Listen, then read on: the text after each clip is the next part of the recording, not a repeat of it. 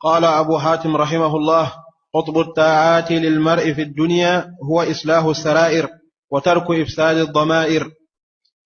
قطب الشيء ما عليه مداره، مثل القطب للرحى،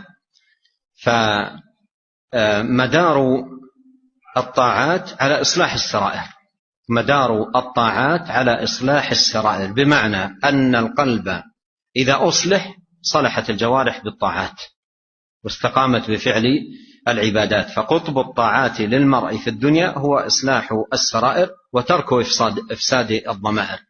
فإذا صلحت السرائر وسلمت من الفساد فإن الجوارح كلها تتبع القلب صلاحا واستقامة. نعم.